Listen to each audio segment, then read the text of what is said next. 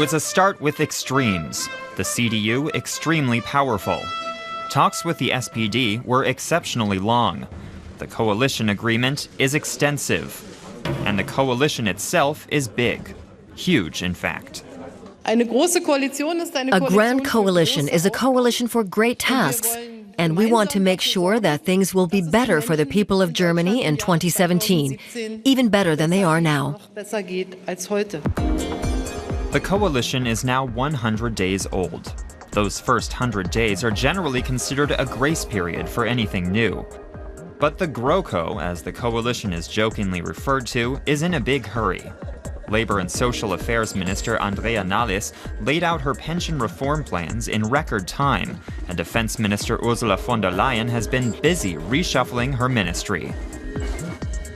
Political scientist Andrea Rümmler warns that the tempo with which some of the ministers are moving ahead simply distracts from the fact that the Grand Coalition lacks a grand, cohesive agenda. The efforts have been compartmentalized.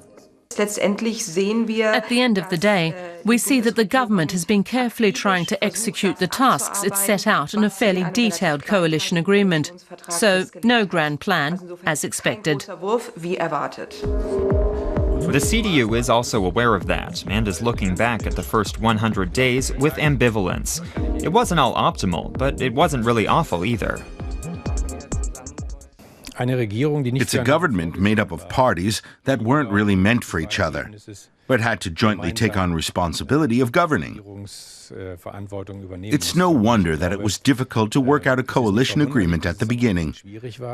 There are very different opinions between the CDU and the SPD. Those differences can be seen with the energy transition. It's one of the government's central projects. While the SPD wants to advance the shift to renewable energies, the Bavarian CSU is putting on the brakes. Its party leader Horst Seehofer doesn't want any electrical lines, but that's the only way to get wind energy from the north to the south. An agreement is nowhere in sight.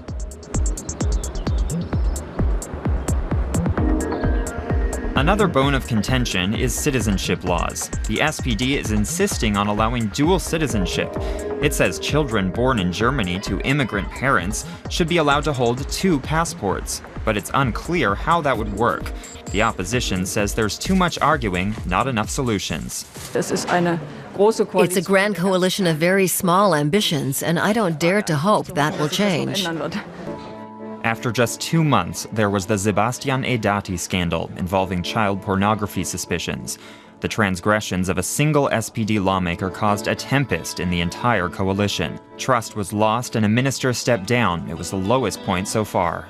I believe the Edathy scandal will prove to be a watershed, not just in the first 100 days, but also in the medium term. It will especially be a watershed regarding trust among the 3 major partners, Seehofer, Merkel and Gabriel.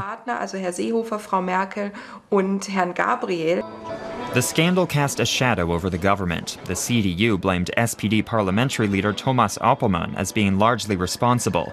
He remains in office, and the SPD is trying to put the scandal behind it.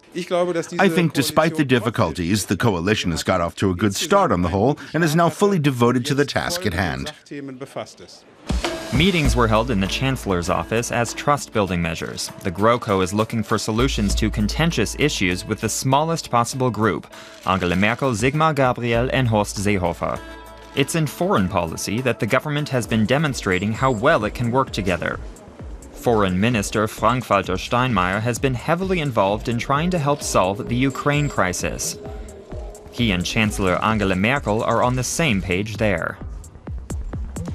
Chancellor Merkel is a strong figure, and her strength lies in leading from the back. She doesn't have the media presence in regard to foreign policy that she could have. She's leaving that to Minister Steinmeier for now. But it's clear that she's calling the shots and leading from the shadows.